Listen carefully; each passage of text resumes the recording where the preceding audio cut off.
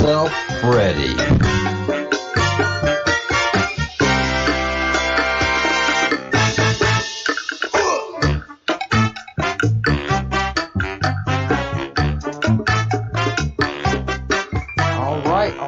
All right. Welcome everybody to the show. We've got, like every show, it's definitely an action-packed one. There's always new information, new ideas, new thoughts. We sure do slay some sacred cows, I can tell you that. I'm shocked by where the research is taking me. And I see how difficult it will always be for a lot of people to understand what we're talking about. And yeah, it is frustrating. Something else that is frustrating is that when you have a show, you like to have the set looking correct, and the set is not looking correct.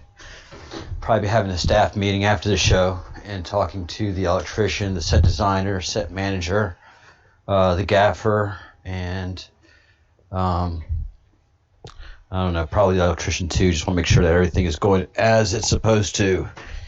And all of those people will meet after the show, and those people are me. So it bothers me. So this light right here wasn't on. Right there, yeah. That light right there wasn't on, so had to go turn it on and get back to the show. Hey, hi Christy. And last slave standing, Maximus. How are you? Again, yeah, you live in an area that has a lot of megalithic architecture. A lot of huge stones that defy explanation why they're there and how they were able to be placed like that. Especially the stones, the huge stones that are on top of these huge megalithic stones. I love all that stuff. Man, I love that stuff. And we have a ton of it here. And I didn't know that. When I was a child and we come to Spain and come to the Basque country, we'd go to our Basque hometown, and then every once in a while I'd go to Bilbao and a couple other towns around Pamplona for the Festival of San Fermin, which is off the chain crazy. And just several other festivals that we do. And but aside from that, I never left our little hometown, which is paradise. It's just so much fun, especially when you're a child or a teen. You just get to run free. Your parents don't have to know where you are, just as long as you get home. By the time the sun goes down, you're good to go. And even if you get home later than that, it's a really small town, about 1,000 people, and everybody's going around to all the bars all night. So you run into your parents, and everything was good, idyllic. Celtic islands, yes. Yeah, a bunch of the stuff in northern. Yeah, a bunch of stuff in northern France too. A lot of megalithic stone, and a lot of this megalithic stone bears markings of iron working. There's a lot of these stone emplacements just couldn't have been done with other rock. The rocks are just too. And we're talking about megalithic stone. I'm jumping around here, sorry. But when you look at these megalithic, huge, giant stonework, and you see how they're constructed, chiseled out of some just incredibly hard granite, and you can see evidence of metalworking because it is just so smooth and so precise. So, yeah, a lot of Celtic. This land right here in Wuxia. It's a peninsula, and it was the last Celtic Druidic land on the European mainland. So this is the last part of Europe to be colonized. The Celtic people and the what they would call, back then, the wild people. They weren't giving up this part of this very sacred. Muxia is on one of the most sacred points of mainland European, Celtic, and what is the word? that we use for, Celtic, Druidic rituals and exercises and stargazing and teachings and rituals and sacrifices to the great gods, because this is a northern pointing peninsula, and it's a peninsula, so it's surrounded by water, and we get full sun up to sundown sun, and it crosses right over the top. It is an incredible journey. So this was so holy to the Druidic people and to the Celtic people.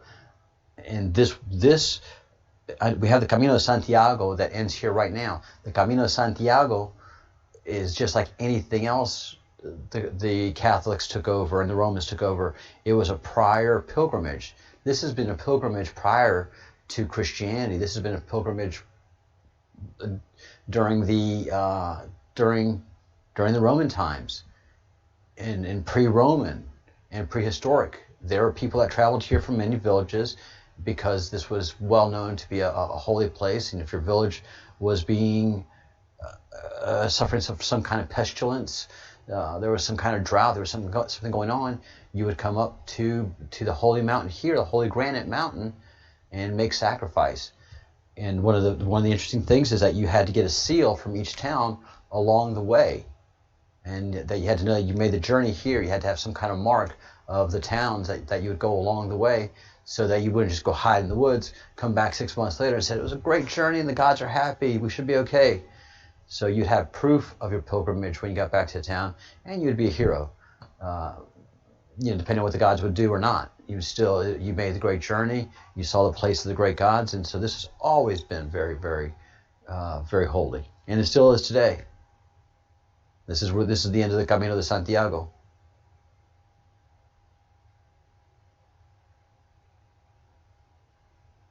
I used to follow a website created by this couple who travel around the British Isles filming megalithic sites.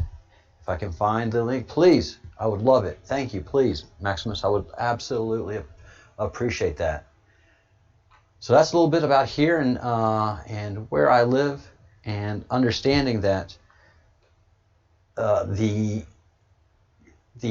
people that we are fighting are the same people that kicked the Druidic people, the Celtic people, off their own lands and slaughtered them because they were using the papal states for dominance. And the Iberian Peninsula was one of the major papal states. And King Ferdinand and Isabel were big Catholics, and the Catholic Church helped expel the Muslims off of the peninsula. One of the interesting things that has come forth is that the Catholic Church couldn't generate hate against the Jews to the level that it took to absolutely demolish them from the face of the earth. One of the greatest efforts of the Catholic Church was to rid mainland Europe of Jews, and also what they could of England, was the Great Inquisition. That was strictly to root out all the Jews possible that were in the papal states. And a lot of them were here in Spain. And that's where one of the greatest travesties of the Inquisition, I mean, so many Jewish people were either slaughtered or had to escape for their lives from the country. And then those that would go ahead and convert it was very tough on them. So it was very, very, very crazy, the Inquisition. Yeah, the Inquisition was one of the big efforts. And the other thing was creating Islam, and creating Islam in such a way at the foundation of Islam that they would create a great hate for the Jews, a great disdain for the Jews. So a lot of this stuff is so orchestrated. You can see it now, and you don't have to agree to everything I'm saying, but at least 50 to 60 to 70% of what I'm saying, you have to go, geez, Pete.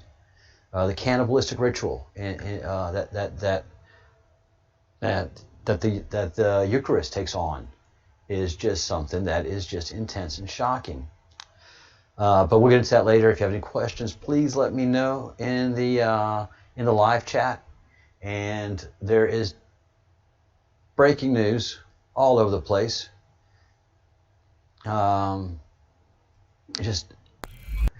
the great thing is that we get to break the news. We're the news now. This is not. I can't go looking for news in mainstream media. Not even Fox News anymore. FoxNews.com has gone the way of Disney. So you just have to go digging around and rooting around and also and pay attention to Twitter. That is a great place to get your news. And this is something that happened last night. It was news for today, and that is the U.S. revokes 1,000 Chinese visas for researchers and students. And all of these 1,000 Chinese have links to espionage of some sort. So all of these visas are tied in with some sort of espionage in academia and or business. And this is just huge. Of course, you're just not going to see it in the mainstream media.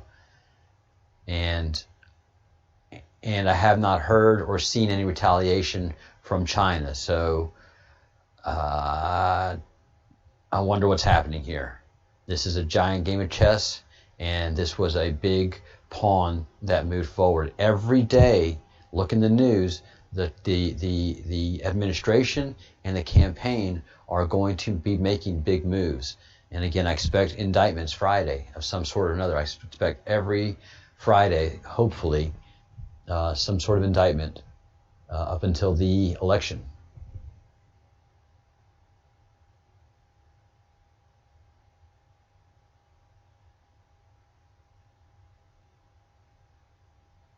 Spinoza, father of the Enlightenment.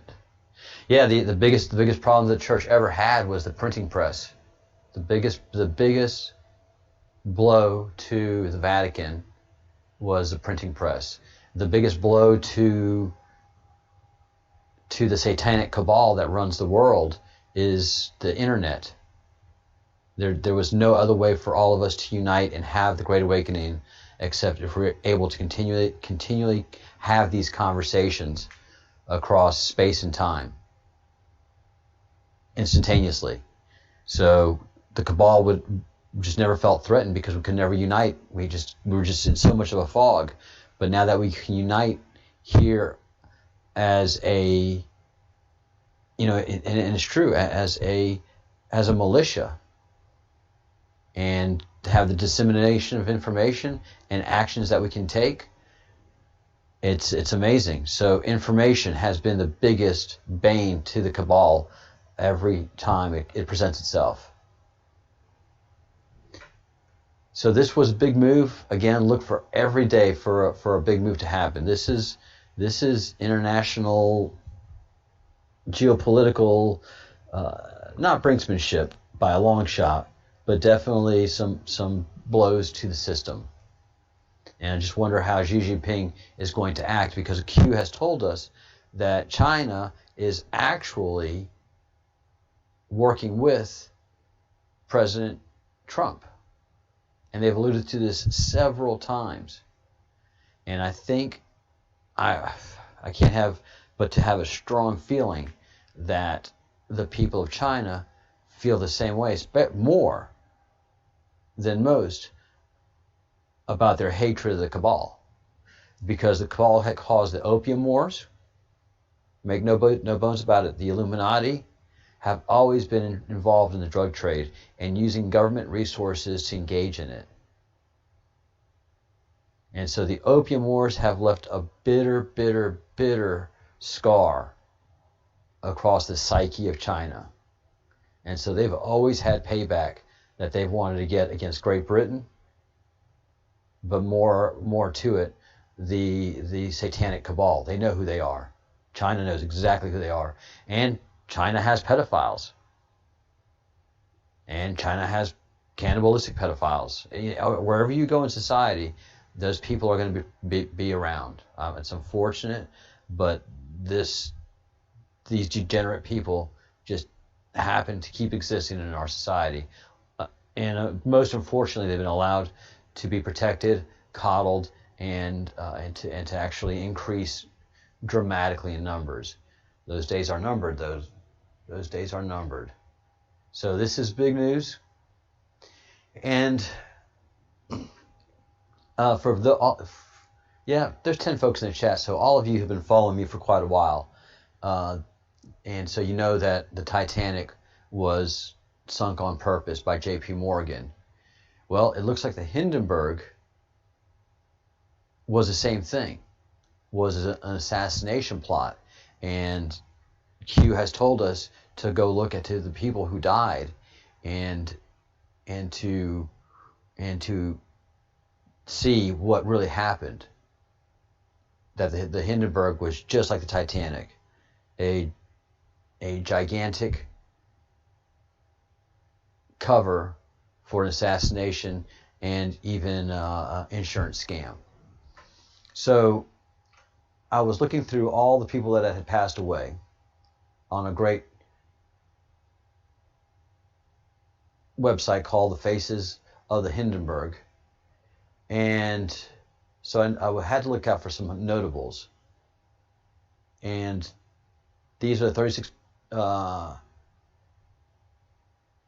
passengers who died on the Hindenburg. A lot of journalists, a lot of company owners. This Peter Billen is just a student. And he doesn't look like much of a student as far as I'm concerned. Nothing suspicious there, though. I mean, it's a little bit suspicious. Journalist, photographer, again, general manager of a company in Mexico City, but he's German. Interesting. Mexico City, this is his family that passed away. Very, very sad. Berta Stolen, vice president of a importing company. Importing company, a lot of times, and now I'm finding out, is a front for intelligence agencies. And everybody, food broker in San Francisco, everybody was pretty much all right there. But this guy, Edward Douglas, stuck out to me like something else. And director of European operations, McCann Erickson Corporation. And there's some of his family comments. He was very loved, very esteemed by his family. He was coming back to America after being away for roughly 8 years. But he looks really suave and really debonair. Just something didn't fit right. Douglas's office was in the same building as a Frankfurt branch of Goebbels' Ministry of Propaganda. Douglas was asked to fire his Jewish secretary that he had just hired. He refused, and he moved to the London office. But he was having some issues in Germany too. And then I was doing some search on this McCann Erickson Corporation, and boom, if this list doesn't come out, the Interpublic Group of Companies Incorporated. So this McCann Erickson Group turns out to be the mother company, the parent company, the holdings company of a ton of companies around the world. Most of them are are media companies of some kind or another, but they also have healthcare, management groups, communications groups. It is breathtaking, the amount of companies it has. And it also has companies throughout China, which this leads me to thinking that Xi Jinping also got evidence of the vast amount of corruption that has been going on. And, you know, if Disney is in China, then there's corruption going on. There's pedophilia going on. There's something going on. Wherever Disney goes, pedophilia is sure to follow. So I have very, very little doubt. But look, I'm not even halfway through the companies. This is breathtaking. And you've never heard of the parent company. The parent company is called the Interpublic Group of Companies. The Interpublic Group of Companies. Have you ever heard of them? This is one of the largest conglomerates in the entire world. And it is shocking. It is absolutely shocking. So this guy, I think, was one of the reasons that the Hindenburg went down. I think he was coming back. He was in Germany, and then he went to London, and these are two prime places of the Illuminati. And then he was coming back to America unhappy. And I think he was coming back with news, and they had to take him out. Yeah, I mean, they just have companies all over the world. If you want to talk about a international collective, here it is. Can you believe? I can't. Again, the company is IPG, Interpublic Group of Companies. Never heard of them. All right, and now let's go on to our drops. So going into our history of, we're starting at 161. I think 160 is as strong as garlic. Hey, you guys, you are missing the importance of Hugh Hefner. Think of it this way. Hugh Hefner invites over celebs and politicians who love to go to his Hefner parties and offers them something younger.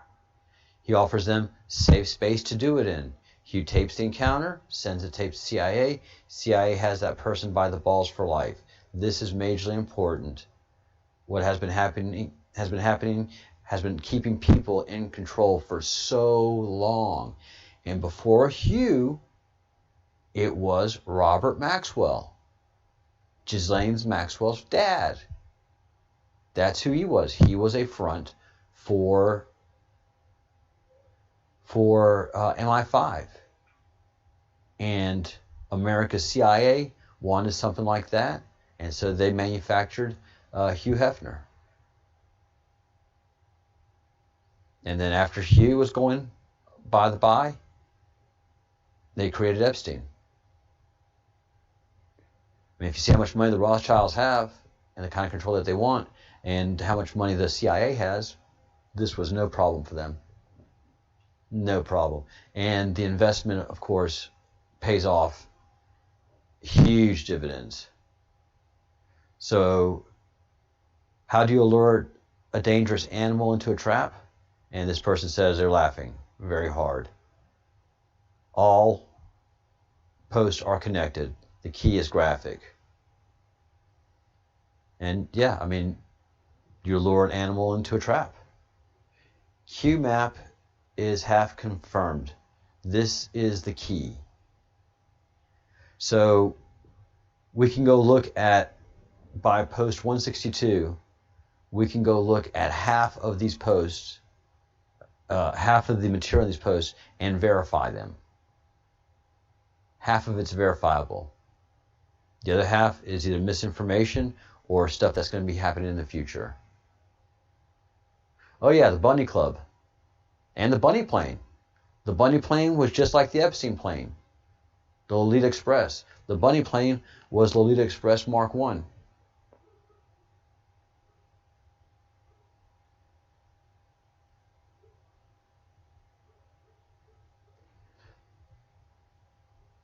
Yeah.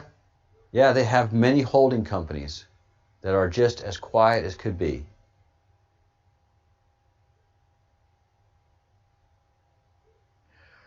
Wow, Richard Joyce just made a great point that adrenochrome's symbolism is a rabbit.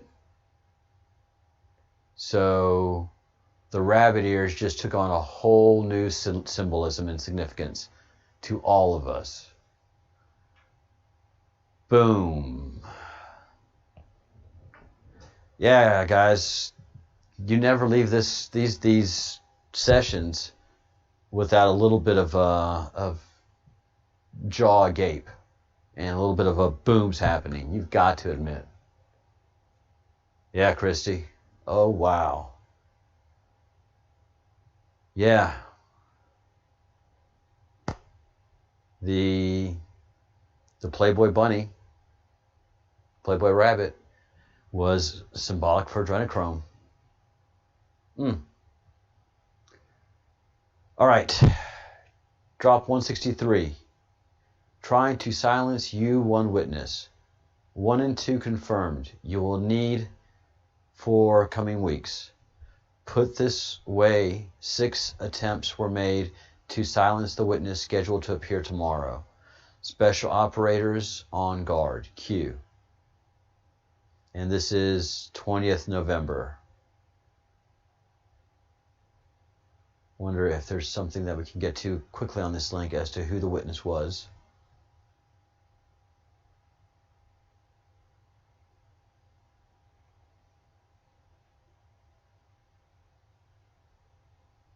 Let's see.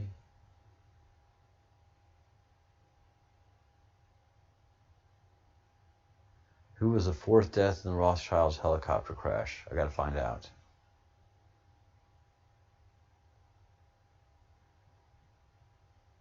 All right, so none of this is really happening.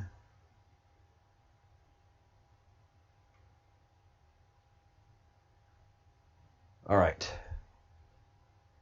Can't help you much on that one. On the same day, the 20th of November, bots deactivated upon arrival. Keep up the good fight. It's spreading. So we know that they put in one bot on President Trump's phone, and now the NSA knows what to look out for, and they're not giving up Trump's phone, but they are handling the security very tightly. And so bots deactivated upon arrival. Very strong. And the Bruce and I were just griping about coding. Hey, Sparkles, I'm sorry you're late, but you get to play it back, though. And you're not too late, just halfway into the show.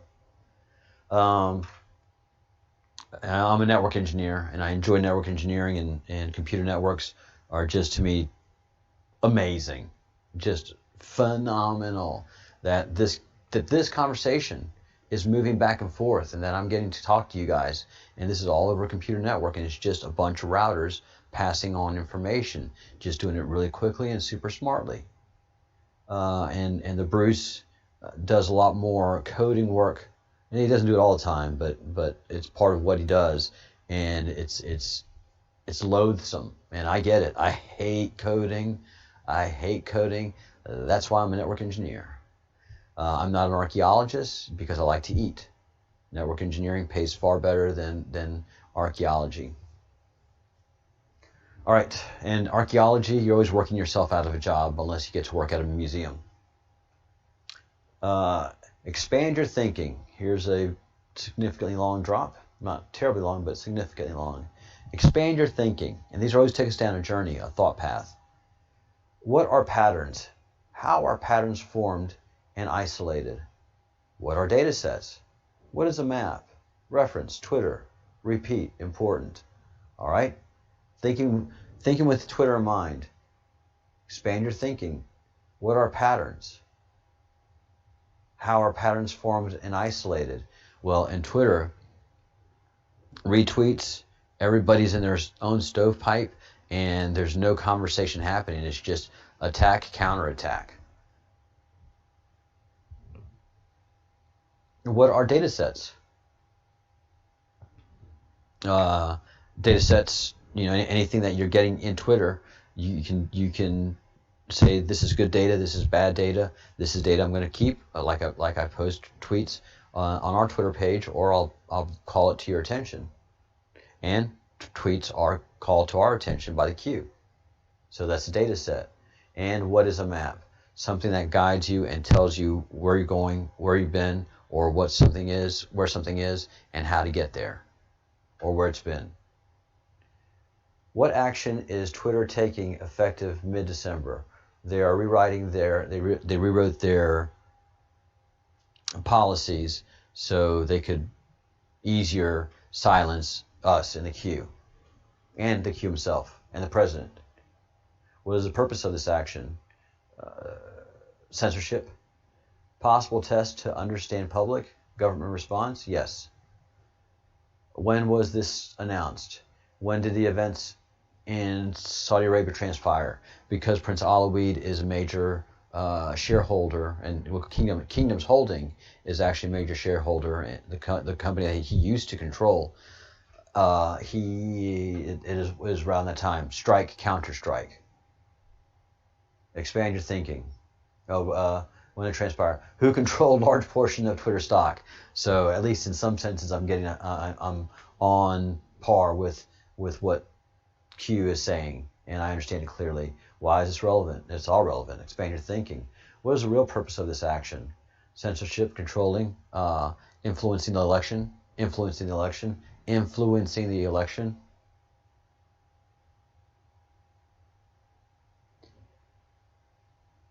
And all right, let's see. 222. What is SS? Secret Service. Who is the primary person protected under the Secret Service? The president. What action is Twitter taking effective mid-December? Will POTUS be able to use Twitter post action? Define known action. Why is the MSM ignoring this action? What transpired between POTUS and Twitter account a short time ago? They suspended his account. Reread crumbs on this topic. 2 scenarios. Lose-lose. POTUS advised by Secret Service to terminate use. Oh, that's right. They also put a bot. CIA put a bot in the president's Twitter client. POTUS advised by Secret Service to terminate use of Twitter due to new website tracking policy. Oh yeah, and the cookies, amongst other spyware not disclosed. Risk. First time they failed. POTUS silenced on Twitter due to new policy of using tracking cookies. Very interesting. And so this was a coordinated thing between Secret Service and the Illuminati. Direct message failure. POTUS refuses to be silenced. Bad actors gather metadata and targeting. And so people are taking the data of where the president is via the cookies and trying to track him, even to send missiles against Air Force One. Options. Regulate, problem. Times complete, solution. Patriots, get the word out. Jason Bourne, deep dream. Trying to think what those things mean. And thank goodness they're not waiting on me to solve these things. This is their dissemination. This is a whole process. This is them freaking out the enemy. There's a lot to these posts. There's a lot to this Q map. So this is just a repost of what I just read because it's very important. Reposted on the 20th. All right, 167, same day, the 20th. POTUS opened the door of all doors. Expand your thinking. What is the keystone? I think military intelligence. Drop 168. Glad you're here and you can confirm this theory to Red October. Solve sub-searches on the 13th and the Navy buildup in San Diego. Red October SIG has not occurred yet. Follow the map.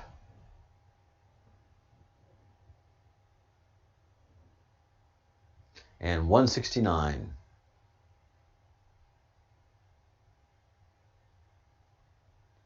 Soros sells tech stocks. Soros sells Twitter, Facebook, Apple, and Snap. Wow. Wow, wow, wow.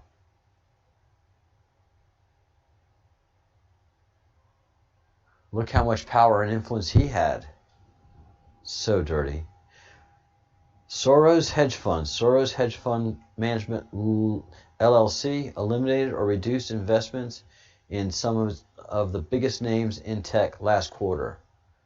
And this is November. So this is the summer of 2017. Soros was dumping all of this stock because it was no good to him anymore. He lost control and influence. So Facebook, Apple,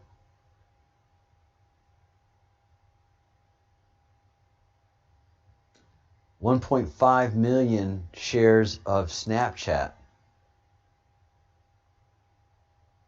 according to quarterly finding.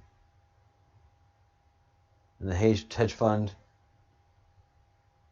greatly reduced Facebook from 476,000 shares to 109,000 shares.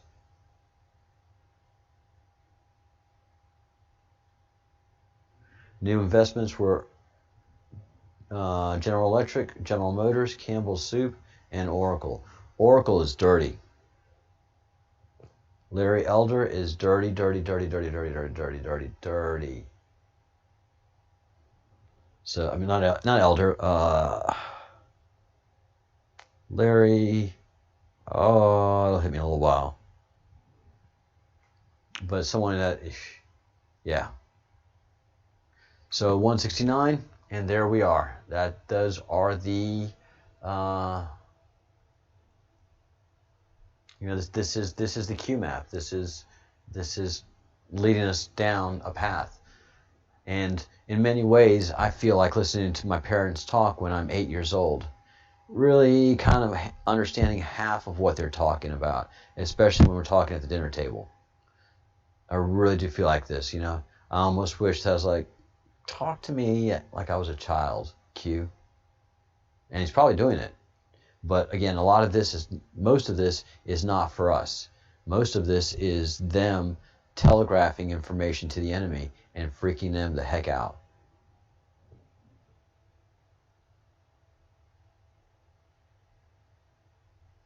All right, get into the chat.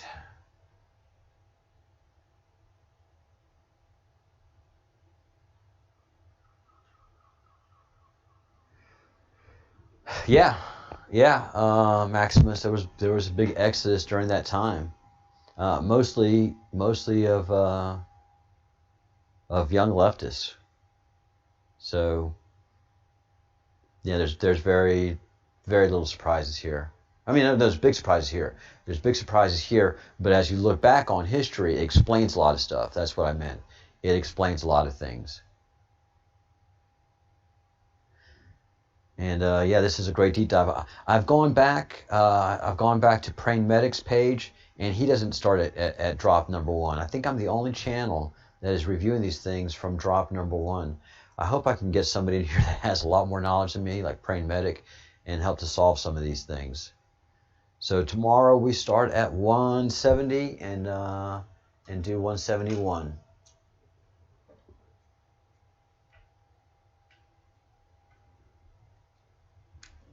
Very, very interesting.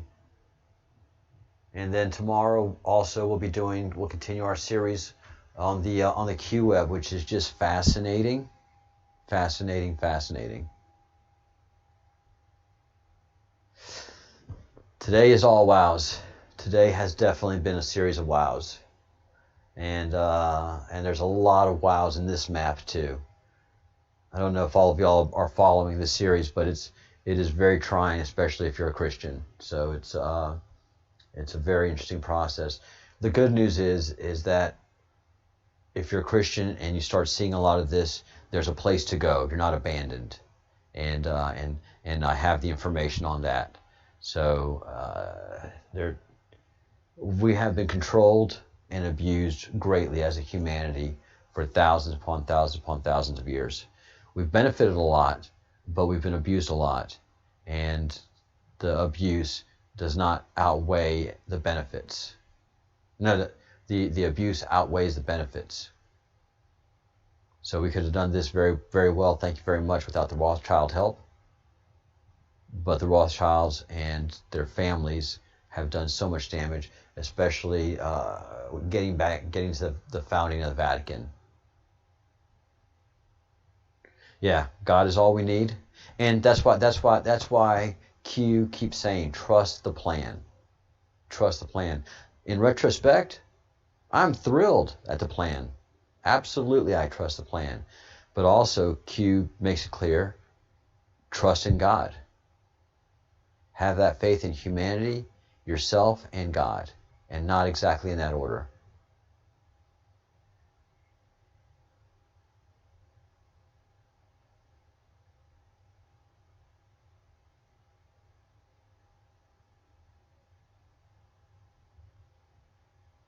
Where can you find this diagram? This diagram, let me see, just going up through the chat.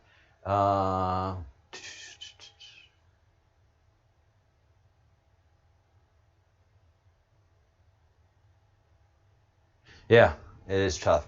Sorry, I was just looking at the chat. You can go into the what is that?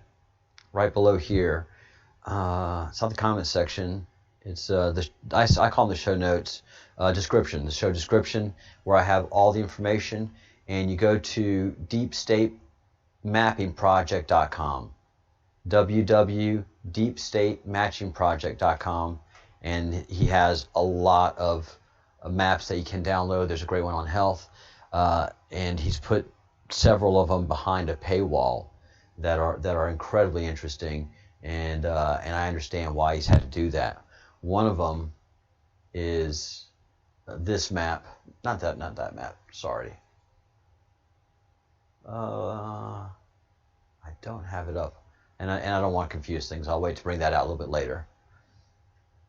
But Deep State Mapping Project, go to downloads, and you can get all of this information. And you can download a PDF copy that you can zoom in on. And, it's really tough to follow on your own. That's why I'm glad I have you guys. I couldn't do this without you guys.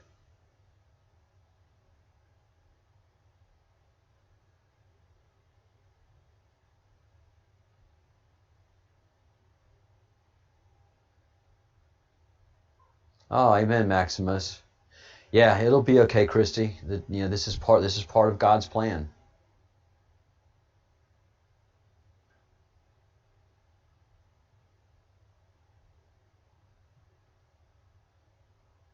Good. And the good thing, Christy, is that you're thinking for yourself, you're doing your own research, and you're becoming a subject matter expert in God and in Jesus.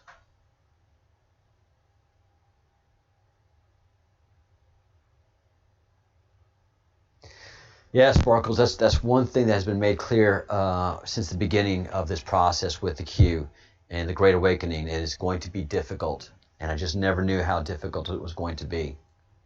I really didn't. I really didn't expect this whole thing with Christianity. I really didn't expect it.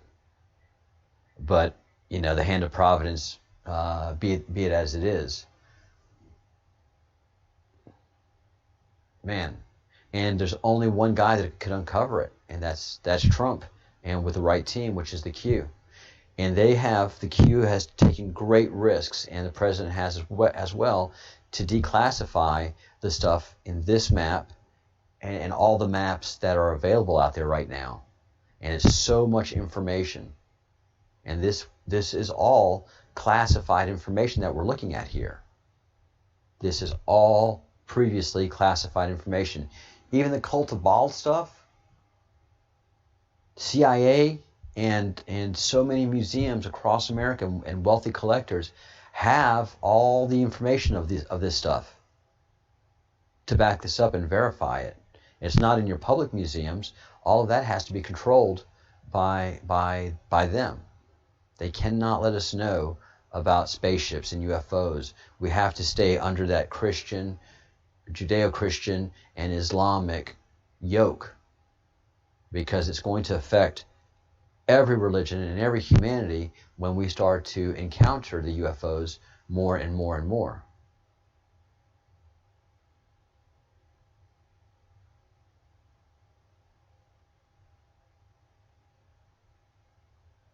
Yeah, God calls us out, and God wakes us up.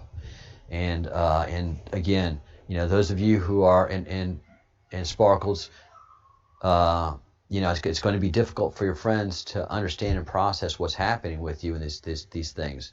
But I know your faith in God is strong, and you can't be resentful. And I'm not saying you. We can't be resentful with Christianity. Oh, there goes my camera. We can't be resentful with Christianity. Let me fix that. Christian folk are good folk. All right? Of that we can be absolutely clear. Christian folk are good people. And they are doing the religion for all the right reasons. It is the liars and the cheaters and the murderers and the pedophiles that we should be angry with. But, how many times has the Catholic Church been busted with pedophiles? I mean, there was an article 2 weeks ago about a priest running a pedophile ring that the NSA helped bust. So, and so many Christian churches too. So many people have been sending me articles about Christian churches over many years who've harbored and groomed children and pastors who are just repeat offender pedophiles who are still welcomed back into the church. It's just been so crazy over so many decades.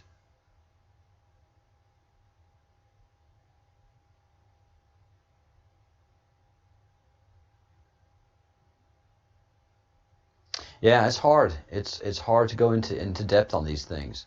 Again, there is, as you leave Christianity, if you choose to leave Christianity, there's a place for you to land, and that's within Judaism, and that's a Noahide.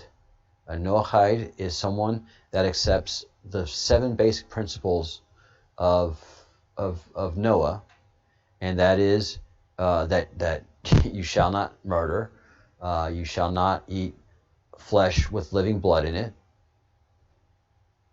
and that's one of the tenets of Judaism. That's why the Eucharist is so counter to anything any Jew would do. I mean, parents, you can tell when your child is off. If you're in a relationship, you can tell when your spouse is off. You can tell when something's not right. If you're at a company that's about to suffer layoffs, you know it before anybody says something, because you can feel the energy change. So when something doesn't feel right, it's not right. The Eucharist is completely against anything a Jew would do. So, and then the Noahide, that you have to set up a court of law. There has to be a court of law, a basic way to keep people honesty. And more important, those that have been aggrieved, that they have a methodology and they have a place to go in a process to seek remedy. And so a Noahide is you're acknowledging God, you're acknowledging Torah, which is the Old Testament, you're acknowledging the Old Covenant, the only covenant with God. There is no new covenant. There is no new Ark of the Covenant. The blood of a dying rabbi is gross to God. He's not going to let that be any kind of new covenant. As a matter of fact, the Old Covenant is problematic, but God still cares for those who observe it. Obviously. So, there's an It's been a while since I've done one. So, Noahide is a wonderful process. You don't have to convert to Judaism, and Jews would be more than happy if you did, but they understand as well if you don't, and they embrace you as a Noahide. That is a very meaningful move for someone to do.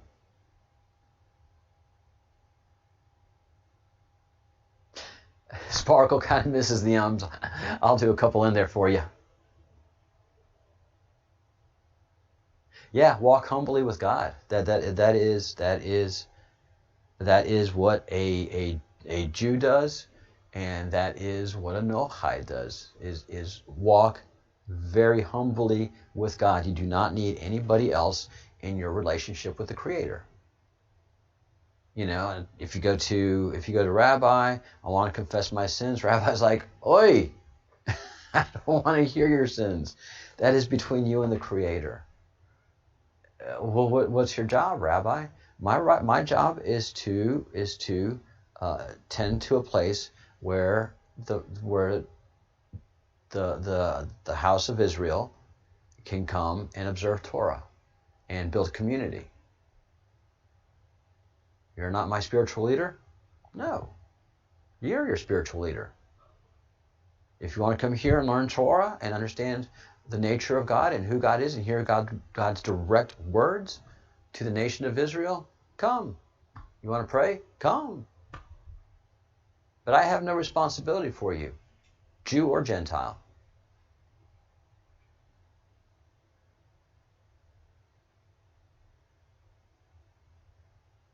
Jesus, and here, understanding, I am not denying Jesus at all. I am not denying Yeshua at all. I can say humbly that he was the Son of Man. But also understanding that he came to fulfill the law. So he is an important Jew, but a Jew nonetheless. I have no responsibility to him, and he has no responsibility to me. He is spreading a message. And even though the satanic cult hijacked his message, they couldn't change the fundamental message that he was saying because it would not move the people. So his basic sermons, his basic messages were moving people that weren't even Jewish. And so it became a big problem for the Romans. So what do the Romans do? Like they do everything else. They just take it over.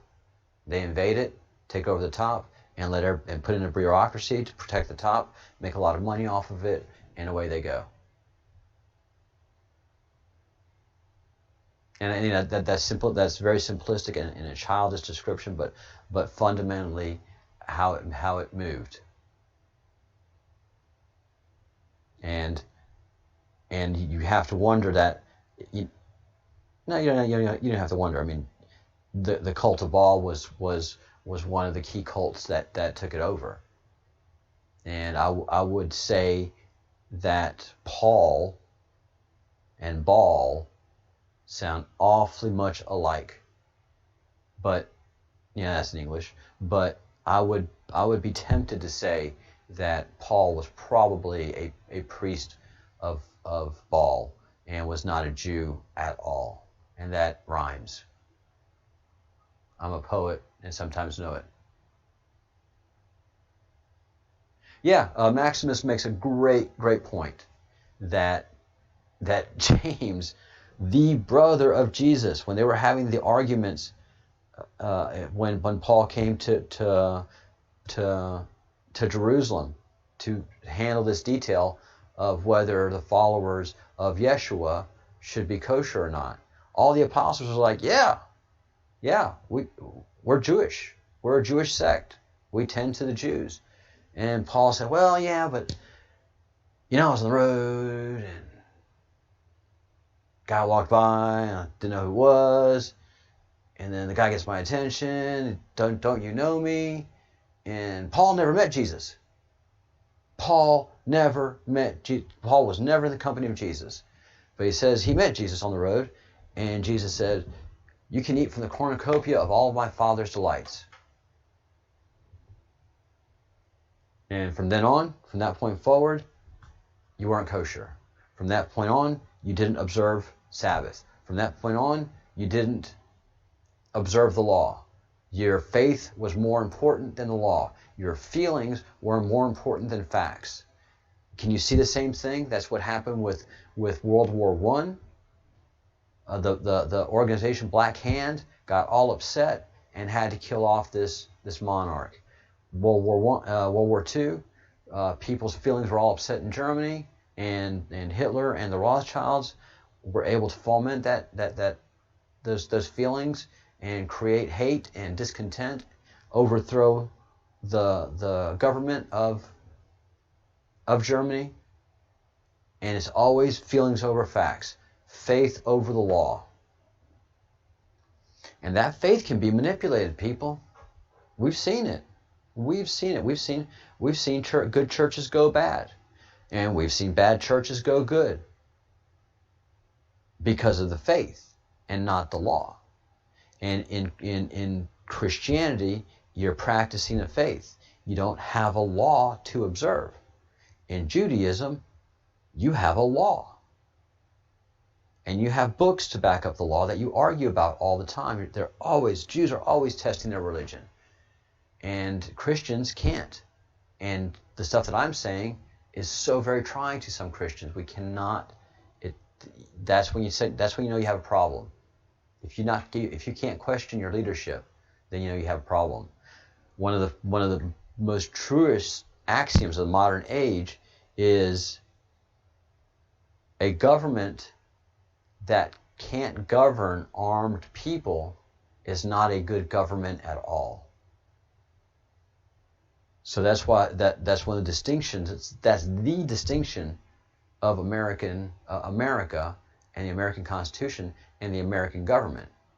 Our people are armed to the teeth because we, the people, give government the right to govern. The authority, not the right, the authority to govern. They've abused it. And one of the things that they've wanted to do, Obama, Clinton, they were coming after your guns. And Biden's coming after your guns. Because once they disarm Americans, that's it, game over.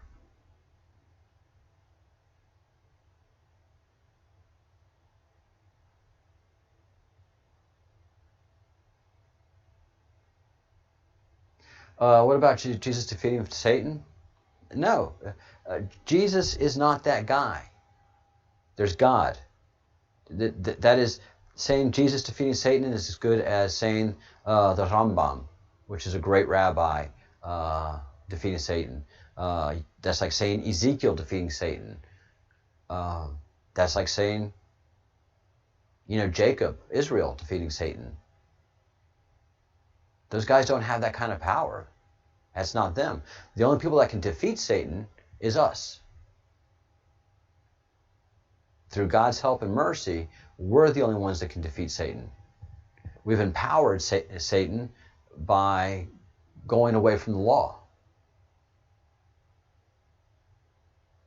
Having attorneys. Playing with the law. That has just led us down a horrible path. So no, Jesus is not that guy.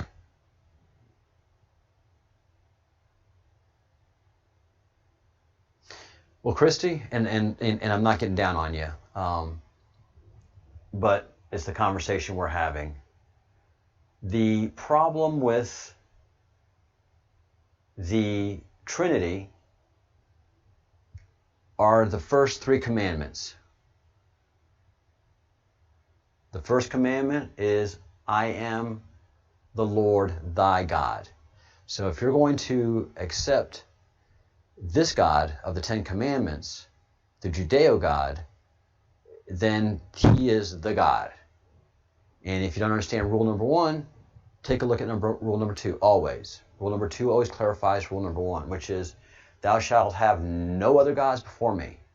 So there's no Holy Spirit, and there's nobody else. And there's no Holy Spirit in the Jewish tradition. The Holy Spirit is something strictly made up in the Catholic Church. And there is no other God in the Catholic, not even the Messiah. The Messiah is not a God in the Jewish tradition. He's just going to be a great leader, just like, any great president, but he's just going to be appointed by God. The Jews don't worship Moses. It's just like saying Moses defeating Satan. Moses is right on par with Jesus. Moses is right on par with Jesus as far as power and spectacle goes, and miracle making. And the Jews like, yeah, Moses, thank you. Blessed be he. So there's no other person that gets in the way of God. And then you have the third commandment, which is, thou shalt not make any graven images. You're not going to create an image or an idea that represents God, because you can't. You ought not to. And so those are the top 3 rules that have made me step away from the Trinity. And again, you're either of the law or you're of the faith. That's the dichotomy that they have created for humanity. And those that follow the law are hated and reviled and loathed by so much of the world.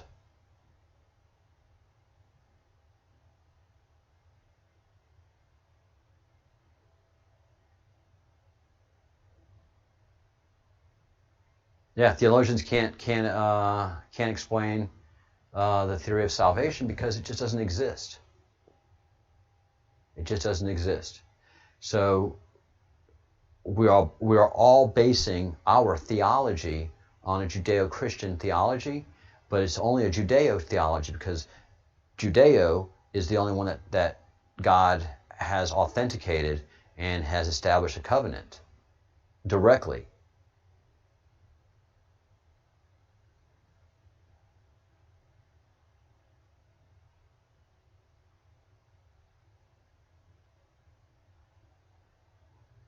Yeah. So these are just my ideas. This is not ideas of the Q. This is not anything. This is nothing but my sole ideas and coming out of the breadcrumbs that I've been following. And they're very trying for me. I was a good Catholic boy. I've been a good Christian for most of my life. For the first 3/4 of my life, I was a good Christian. And for the last quarter, I've been a good Noahide. I really wanted to convert. A part of me wanted to convert to Judaism, but I am not. I am not of the Jewish culture. And when you bring somebody from the outside into a culture, it can go very well or it can go very bad. And I've not. And one of the things about transforming to Judaism as well is you transform your life and your lifestyle. You leave an old lifestyle behind. You eat kosher. You perform prayers throughout the day that you would never perform before. The Sabbath takes on a whole new meaning to you as an observant Jew. As a Noahide, I can't fully participate in the Sabbath because it's a gift to the Jews. It's an insult to Judaism to appropriate their culture.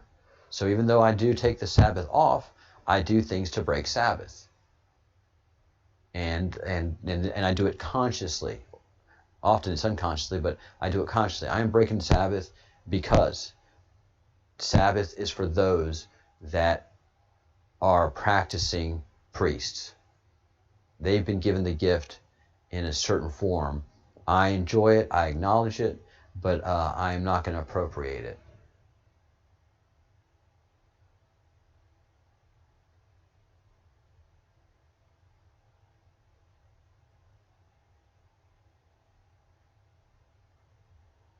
Yeah, we're all on a journey. That's definitely true. And I do.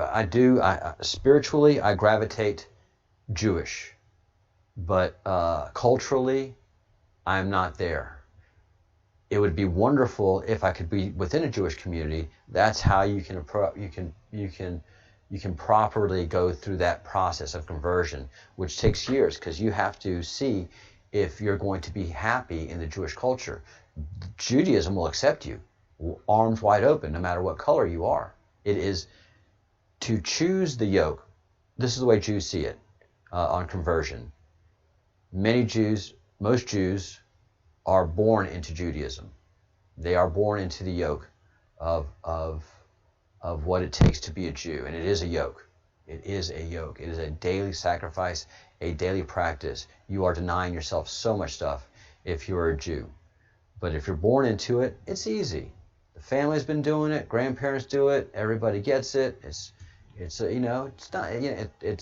not easy per se, but if you have a community that's doing the same thing, all right. But if you're doing it in a small fishing village, then you kind of ostracize yourself from that society who's all Catholic, and so everybody does everything here on Sundays religiously, and I start doing things in a religious manner on Saturday. It just always builds up problems.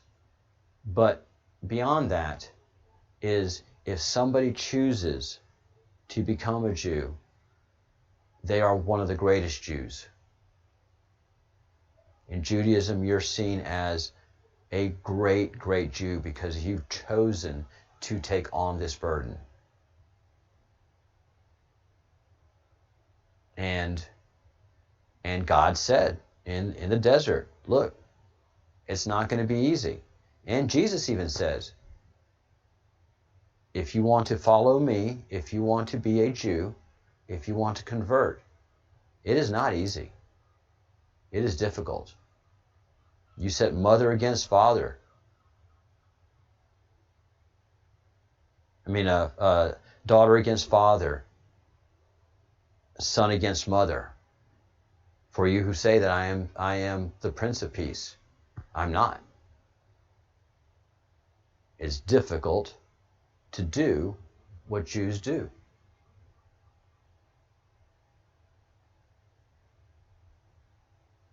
Yeah,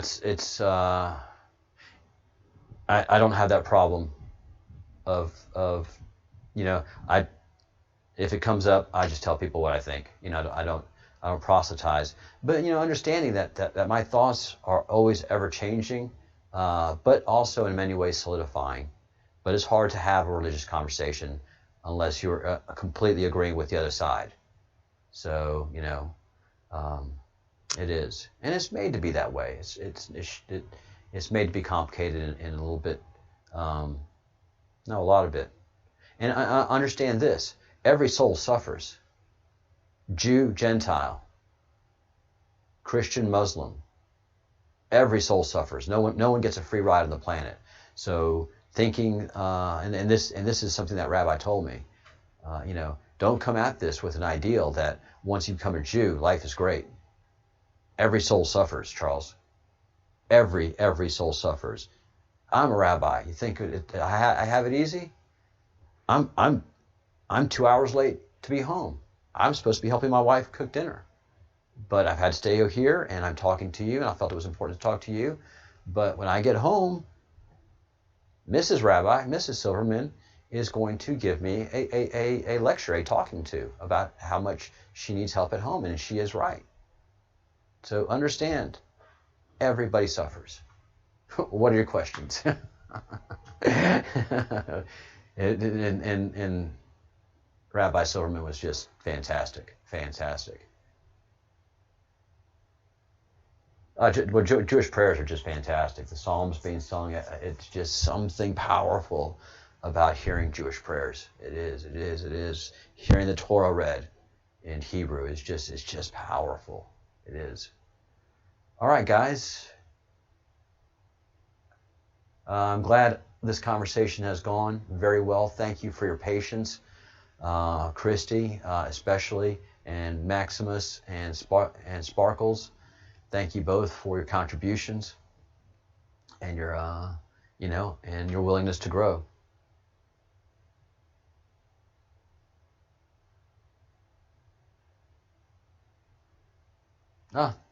Geza. That name's familiar. I'll have to look it up after the session. Oh, thank you, Christy. Well, it helps me to have you to do this stuff. I wouldn't be doing all of this on my own. I certainly wouldn't be doing the deep dives and the Qs, and we wouldn't be having all these wows. Boy, this has been a series of wows. I mean, every one of these Q drops have been a wow situation. So we are a herd of cats. And yeah, I've got my cat here, who is a calico kitty, at the base of my feet right now. And yeah, trying to keep her organized, much less a herd of us, is tough. But that's what Breadcrumbs Projects is all about. All right, guys. Have a great afternoon, evening for all of those who are doing that. And I will see you tomorrow morning.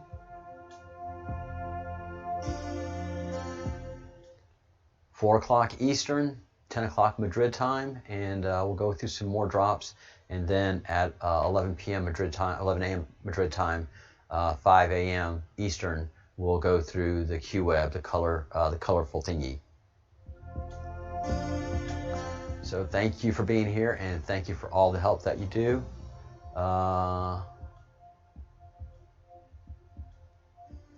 Thank you, guys, very much. We will see you soon. Please do those 3 things I ask. Think good thoughts, do good deeds, say good words, lift your spirit, be happy, trust the plan. There's going to be pain, but on the other side, there's going to be so much rejoicing.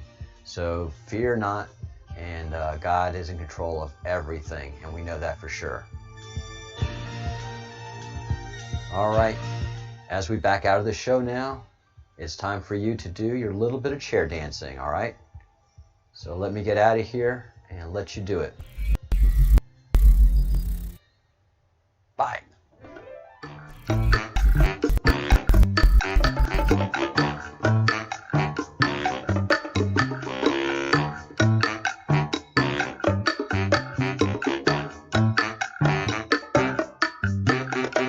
Oh, yeah.